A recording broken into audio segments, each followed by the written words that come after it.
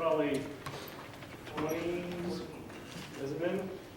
It's been a long time, and we were both youth pastoring, and Shane came in. Actually, you were doing music pastor then, weren't you? And Shane came and did a youth camp for a group of us, and we came and we got to meet him, and I just enjoyed that, and then we were able to be youth pastors and get to know each other, and I just love Shane's heart. And I've got to know him a little bit over the years, and I even got to go into his house and spend some time there and just share with me a little bit. And he's just one of those guys that I think you'll fall in love with because he's genuine. And we love having him. And Shane and Marty are going to be with us today. I'm excited about what they're going to be bringing to us because it's ministering to us as church. It's ministering to us as individuals. And it's touching our heart. It's touching some areas that we don't always get to touch on a Sunday morning. And so I'm going to ask Shane and Marty if they just come, and we're just excited to have this.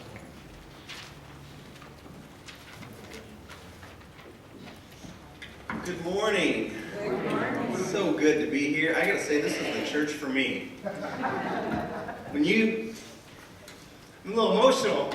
When you pulled out that hymnal, I was transported back to my church when I was a little boy, singing those songs, and that was the worship. And we turned from hymnal page to hymnal page to hymnal page, and that was worship for me. So that means a lot to me. I can't believe I'm this touched right now, but just lots of memories pulling out that old hymnal, and I'm thinking of my parents, and I'm gonna have a breakdown. Can I have a moment,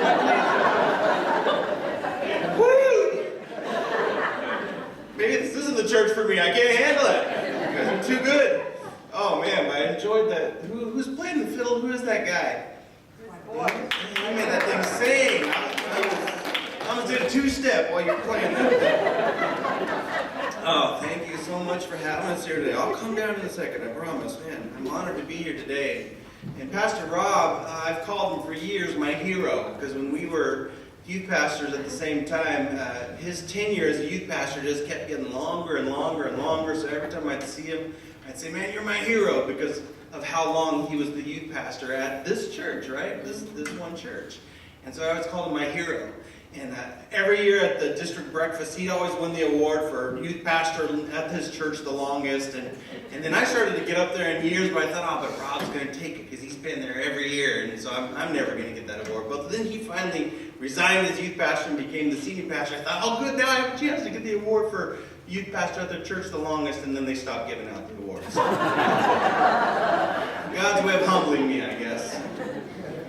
It really is an honor to be here. Thank you, Pastor Rob, for having us, and I'm grateful that you're a pastor who's in touch with the great need in the church today. Now, you may not know it because we don't normally talk about these things from the pulpit, but the issue is there, sitting in churches all over the world, actually, people who are struggling with certain issues, and they're sitting in the dark, and they're alone, and they're scared, and they don't know where to go to for help. So that's why my wife and I do what we're doing today, telling our story of brokenness and how God has redeemed us. You started us off today saying that God never changes, and I heard somewhere that God never changes so that we can. And that's just an encouraging thought for me today, and I want to pass that on to you as well. So let me give you, I have a couple of housekeeping things to do. Actually, if we could pass out our prayer cards, can someone help us do that? I want you all to have a picture of my family, and you could pray for us.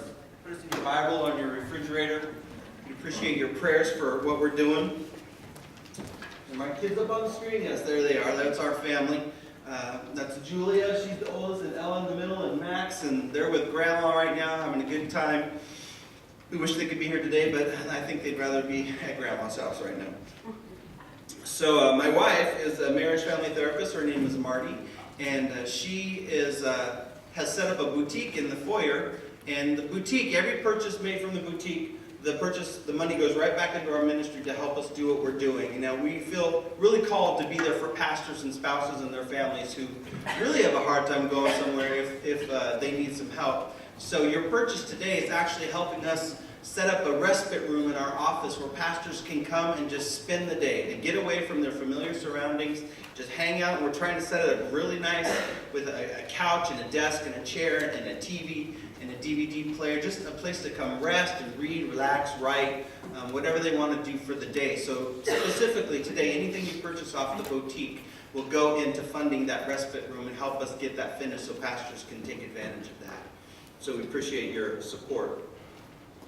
Just to give you a little background on myself, I was born in Concord, California, and I grew up in Antioch, California, and then in 1990, I went off to Bethany University, and after I graduated there, I was hired at De Anza Bible Church. Now, Pastor Colbert, you were the pastor at De Anza Bible Church for several years, weren't you? Yes. So I'm part of the legacy that Pastor Colbert left in Cupertino, and proud to be so. So I was there for almost 17 years on staff, doing music and young adults. In the last 10 years that I was there, I was the youth pastor, as I mentioned. And then I resigned to do what I'm doing today, to travel to churches and to talk about the things that we're going to talk about, to offer healing and hope around things like sexual addiction issues and other things. And I also acquired my master's in pastoral counseling last summer, so I was happy to get that done. As I mentioned, my wife is a licensed marriage family therapist. Now, I knew my whole life that I was screwed up and needed help, but I didn't know I'd be married to a therapist, so it kind of works out. So we've been married for 16 years now, and doing well, going strong. So even though today we may be addressing specific issues like sexual addiction and pornography, any kind of brokenness applies to the message that I want to share with you today.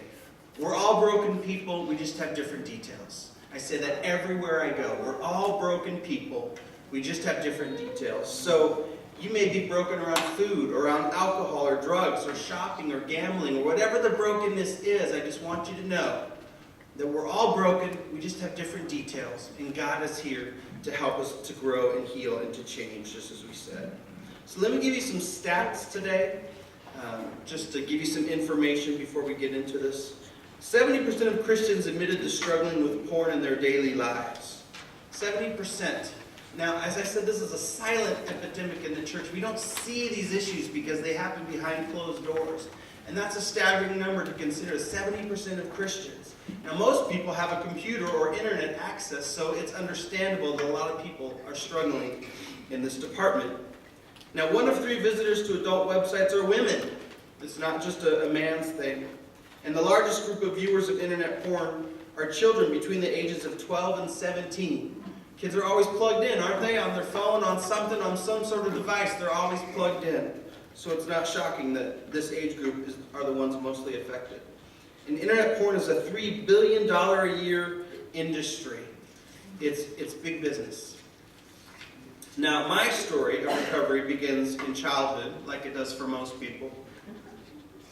I always wanted to be a Brady, so that's my little fantasy on the screen right now. Because they seem to have it together, and my family didn't have it so much together like the Bradys. But I was exposed to pornography around this age, around the age of 7. A new neighbor moved in down the street, and his dad had put up Playboy pinups in the garage. So we spent a lot of time in the garage as young, curious little boys. And it's very sad to think that my friend's hobby horse, those horses that were on the springs that kids used to have, was set up right next to these pictures. It's a very sad visual for me today.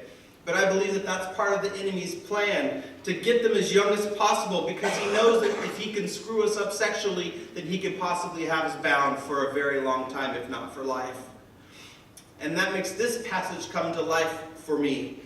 I think this is the enemy's plan. In 1 Peter 5:8, it says, "Your enemy the devil prowls around like a roaring lion, looking for someone to devour." He doesn't care about our innocence. He only wants to destroy us. He doesn't care how cute we are. He only wants to destroy our lives. And I am convinced that pornography is one of the greatest things, one of the greatest tools that he uses to do that. So, now, we've already said some words that you don't normally hear from the pulpit, but I just want to say, we'll probably say a couple more, maybe one more that you don't normally hear. But if we don't address these things, then people don't get help around these issues. So I think we can handle a mature talk today, but I just want to preface that. And as I say this, now when I reached adolescence, I discovered masturbation, as many people do. Most kids explore their bodies, which can lead to masturbation. But when a kid is in a painful or an abusive situation or environment, masturbation becomes addictive because it becomes an escape from the pain of the reality. And for many, it follows them into adulthood.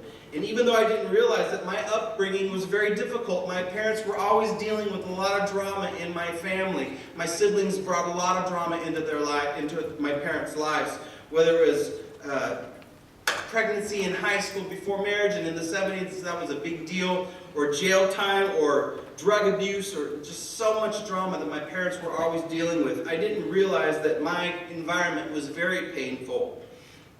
So this became something that I was bound to at a very young age. And my teen years were very hard.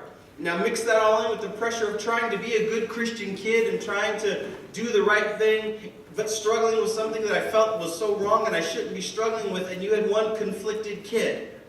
And as I got older, I grew in my knowledge of what the Bible said about lust and sexual purity. And I became even more conflicted. I would pray that God would deliver me from this problem that I had. But for some reason, He wouldn't deliver me out of it.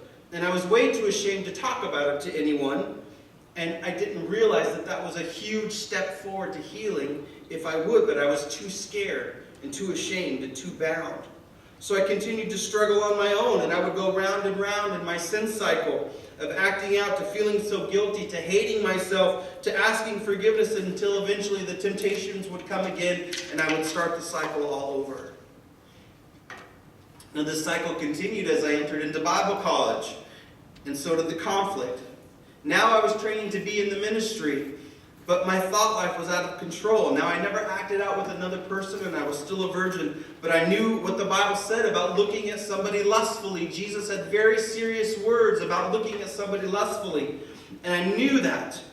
And He said it was the same as adultery, and so I knew this was big doings for Jesus, so I knew that I was living in contrast to what I was supposed to be living.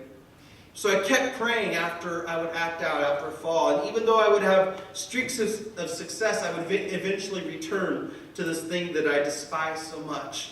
And I had no idea I was dealing with an addiction.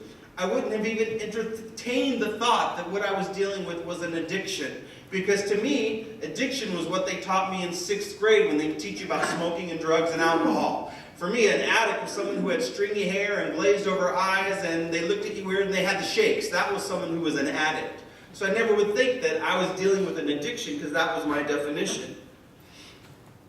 But when I became a licensed pastor with the Assemblies of God, I knew I needed an accountability partner, because it's in the pastor handbook. You have to get an accountability partner. So I went down to Accountability Partners R Us, and since I wasn't making much money, I picked up the cheapest one I could find. That's just a joke. I wasn't making any money. But in college, I had found the courage to finally speak to somebody about what I was struggling with. And I knew I needed to talk to someone on a regular basis to keep that accountability going. And as I said, these were good steps. But just merely having an accountability partner didn't seem to be enough, and my cycle continued. So I brought that cycle into my marriage. And though at first I didn't really struggle because sex was so new to me, I was a virgin when I got married, and sex was so new, I didn't have to have sex with myself. But in time, I again gave in, and I felt even more conflicted than before, because not only was I a pastor, but now I was married, and I knew I was living in contrast to what I believed, and even what I preached. I felt like such a hypocrite, and I would call myself a hypocrite, and I would call myself stupid for giving in again, and I would pray and I would ask forgiveness until the next time rolled around. My wife started working on her master's soon after we were married and needed a laptop, so when a computer entered our home, eventually pornography did too. I hadn't seen pornography in years, but now it was accessible in my own home, and eventually I succumbed to it. And this only increased my conflict. Now I was a youth pastor, and every February I would give the kids the sex talk and tell them what the Bible says about sex and what God's plan was for marriage and purity. But I was struggling myself behind closed doors. But that forgiveness piece is what allowed me to keep going on. I would ask God to forgive me before preaching a sermon or doing something spiritual. God, please forgive me of my sin. And I knew that He would, because He does, and He's faithful to do that. But that's how I was able to live with myself and keep going around in the cycle, because God forgave me.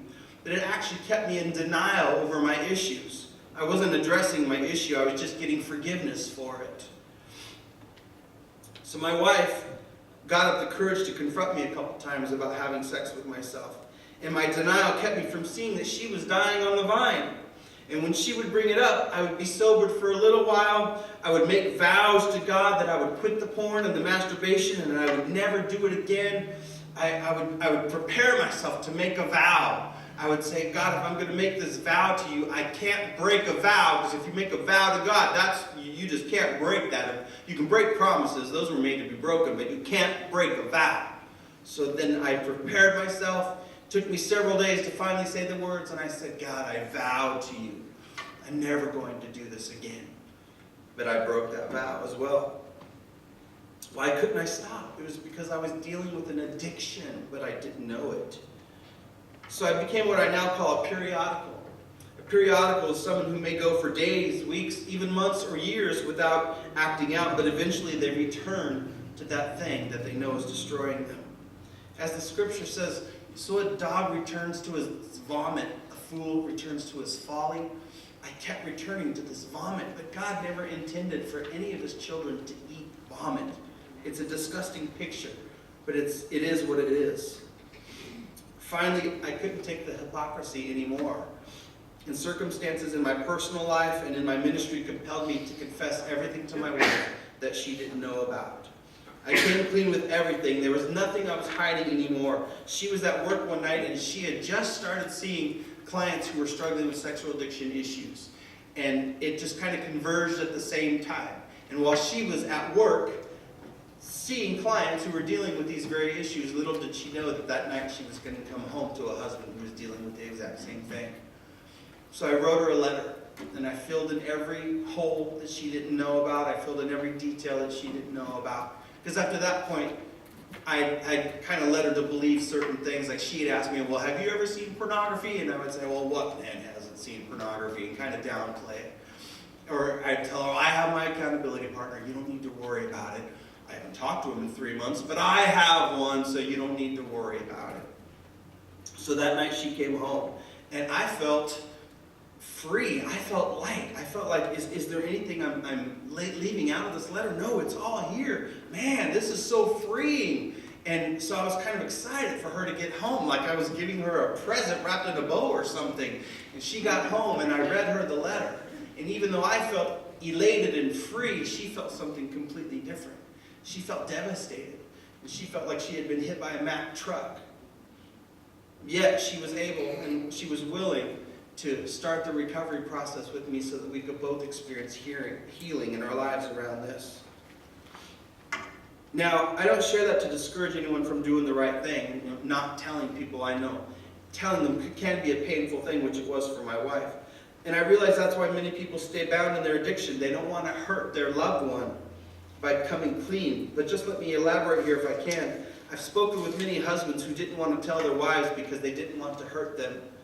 But the fact is, the longer we wait, the more it hurts when it does come out, either by being exposed or confession. The classic scenario is the husband doesn't want to tell his wife because she's having a bad week at work, or she's PMSing right now, or this or that. But you know what hurts the most usually is how long it took for the truth to come out. That's what hurts the most. And another aspect of not telling is the fact that you're living a lie. I convinced myself that I wasn't lying to my wife because I hadn't told her any lies. I hadn't spoken any lies to her. But by not saying anything, I had led her to believe something that wasn't true about me and about our relationship. And that was deception. So I was living a lie. I didn't think I was, which is called denial, but I was. The legacy I was leaving for my children was that I was a lying hypocrite. Now, whether they ever found out that or not didn't really matter. It was a fact. And I'll never forget the story of a pastor that I read about on a website called X Church. XXXchurch.com is a website that helps people who are struggling with pornography issues. And there's a prayer wall on this website. And this one pastor posted anonymously on the prayer wall. And he talked about how he pastors a small church and it's just him and the admin on staff and that's it. And most of the day he sits in his office behind closed doors and just downloads pornography and nobody knows what's going on. And in his own words, he said it kind of pathetically works out because his wife doesn't seem to be interested in sex anyway, so it kind of works out for him. But somebody still has to get up and preach every Sunday, so that's his job, so that's what he does. And I read him talking about his daughters, and he said that the thing that kills him the most is when his daughters come up to him, his teenage daughters, and they put their arms around him and they say, you're the greatest dad in the whole world. And that just killed him inside because he knew it wasn't true. And I read this and I got so frustrated because it was an anonymous post, so there was no way to get a hold of this person. But I was angry with him and I was frustrated with him because I wanted to tell him, there's hope around this problem. And then I thought about his situation and I thought, what if someday he was in a tragic car accident and his life was taken, and his family got on his computer and they found all the stuff that he had been downloading, and his daughters found out that he wasn't necessarily the greatest dad in the whole world. That was heartbreaking to me. And that's a reason why we go and tell our story, because we don't want that to be anybody's story. We don't want that to be anybody's legacy. So we want to offer hope and let people know that there's healing around these issues, and you don't have to have something like that blow up in your life. So although it was devastating for my wife to hear, as I said, we began our road to recovery and healing together. And it was a long, hard road, and we're still working on things, but recovery has been the best thing that has ever happened to me. I began seeing a therapist that specialized in sexual addiction issues because my accountability partner wasn't enough. He wasn't equipped to handle my issues, and even though I would confess things to him, I would still go round and round in my cycle. So things weren't changing. So things needed to be, the ante needed to be upped. At that point, with my accountability partner, accountability looked like this. Hey, did you blow it this week? Yeah, me too. Want to go get some lunch? And that was the extent of our accountability meeting. That wasn't enough because things weren't changing. So then my therapist recommended that I go to a group. Now, I didn't want to go to a group because groups are for people with issues, and so I just didn't see myself being group material. Again, my denial. But I did go to group, and I found it to be one of the most healing places I could ever go. Because in this group was a group of men just like me who were broken, and we had that common ground, and we could share anything, and it was safe to do so, and healing really began to happen in my life. I walked the 12 steps and still contact people from my group to stay in touch and check in because I want that healing to continue in my life. James 5:16 says, confess your sins to each other and pray for each other so that you may be healed. I found an equation in that verse. Confession plus prayer equals healing. Confession plus prayer equals healing. If you walk out of here with anything today, I want you to walk out with this in your pocket. Confession plus prayer equals healing. That's why I couldn't shake it all those years, because I kept it to myself. And that's why things didn't change around with my accountability partner, because he wasn't equipped to handle my issues. I needed to be telling the right people about my stuff, trained people, people who knew how to bring me to a place of healing and change. God set it up for us to need each other in this way. Whatever your struggle is, whatever your secret is, confession plus prayer equals healing. Whatever you're holding on to, whether it's a deep-rooted bitterness that's been in your life for a long time, or you have anger issues or depression issues, or whatever the issue may be, God set it up that confession plus prayer equals healing. Don't ever forget that. My youth group kids used to say, secrets don't make friends. And I never quite understood that. But when you keep these kinds of secrets to yourself, you just don't find healing in your life around them. And it was years for me of cyclical sin and habitual and habits that needed to be healed and overcome. So it took a lot of confession and a lot of prayer for that healing to happen in my life. So addicts obviously first need to stop the bad behavior, whatever it is. But then they have to replace it with another. For me, that was stopping the masturbation and the looking at the porn and replacing it with making my daily phone calls to group members to check in. And that made a world of difference, calling somebody every single day and checking in whether I was feeling tempted or not. If it was a good day or a bad day, or I was seeing some temptation up ahead, or just doing that act every single day of making that phone call and not trying to handle things on my own made a world of difference in my life. Admitting that I was weak in times of temptation gave me the strength I needed to make it through. 2 Corinthians 12:9 says this, "My grace is sufficient for you, for my power is made perfect in weakness." And I saw that scripture come to life for me as I would call my brothers and say, "I'm struggling. Can you pray with me right now?" Now most men, I'm going to speak directly to the men for a few minutes. Most men don't want to do something like call another guy if they're struggling. That's not very manly. That's weakness. And the real man doesn't want to be perceived as weak or needy. Or they want what they want, so they go after what they want and just deal with the guilt of it later. But that's typical for men. Typical male thinking leads to typical male behavior. But we're not called to be typical, we're called to be godly. And it is godly to boast about our weaknesses, as Paul wrote about. God set it up for us to need each other, men. He set it up that way, just as the equation says in James 5:16. So don't be a typical guy. Be a godly man, because that's what you're called to. So what's the difference between lust and addiction? People struggle with temptation all the time. But how can we know if we're dealing with an addiction?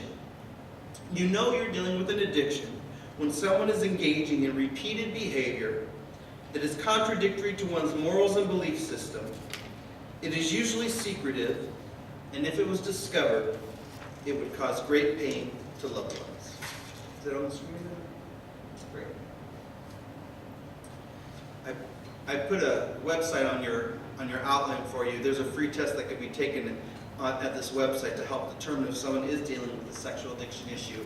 All it takes is complete honesty, and it's anonymous. The results don't get sent to anybody. It just shows you what you're dealing with. So if you'd like to use that, or you know someone who needs to use that, there it is for you.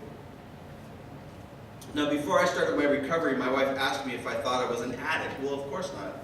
Addicts look like this, and they do repulsive things like this, and I don't look like that, and I don't do those things. So no, I'm not a sex addict. Denial, once again. But I have learned that addicts look just like me.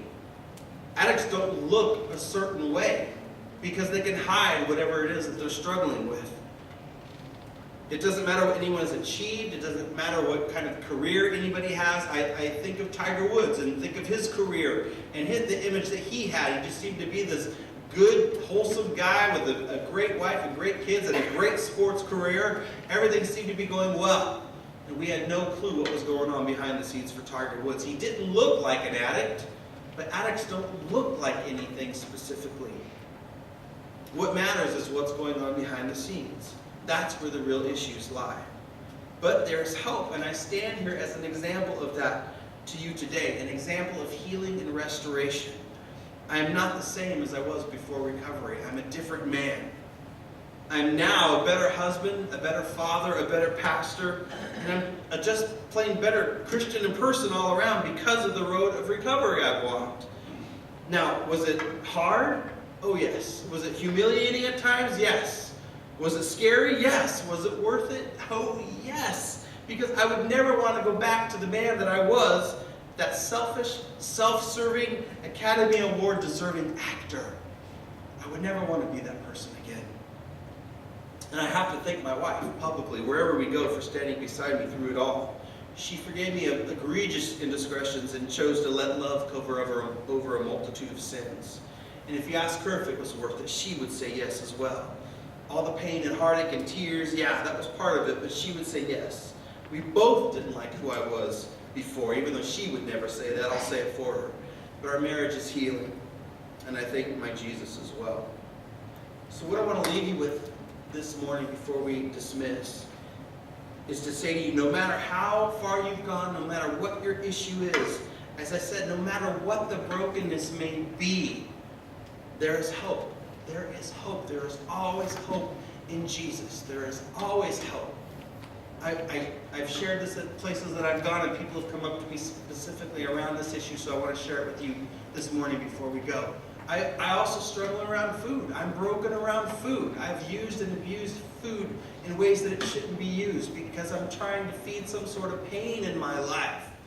3 months ago, I was 40 pounds heavier because I was abusing food. And I'm not saying that to get accolades from you. I'm saying I'm a broken person and I need help around this. And I've taken the same steps with food that I have around sexual addiction recovery. So whatever your brokenness is, there is hope, and God can help you through it. Now, whether you're the one struggling with the addiction, or the spouse of someone who's struggling, or the parent of somebody who's struggling, there is hope, no matter what the scenario is. I've talked with all kinds of people in lots of situations. Parents call us up and say, my kid's been looking at pornography, what do we do? I'm freaking out. And we try to give them hope and tips on how to deal with this. I've talked to men who've had affairs and visited prostitutes. And we've talked to people in all sorts of kinds of scenarios. But the key is, they talked about it. They weren't silent about it anymore. And as they talked about it, healing began in their lives. And there's many people who are overcoming the past because of their boldness and courage to talk about these issues that have kept them bound for so many years. So if you're struggling this morning with whatever your brokenness may be, there is hope for you as well. Never forget that. The same God who transformed me is the same God who can do it for you. There is hope. Now tonight, we're going to be back here again tonight, and we're going to talk about depression. We're a fun group, aren't we? But depression is real too in the church, and some people think, oh, just go waft through a sea of poppies and then you won't be depressed anymore. Depression is real. And my wife has an incredible story, not only as a therapist, but as someone who's dealt with major depression in her life. And she's going to share her story around that and also bring hope to those who may be struggling with that as well. So we would love to see you back here tonight at 6 o'clock. So thank you for having us today. Please visit our boutique, and we would love to come back and visit you anytime that we could. Thank you so much.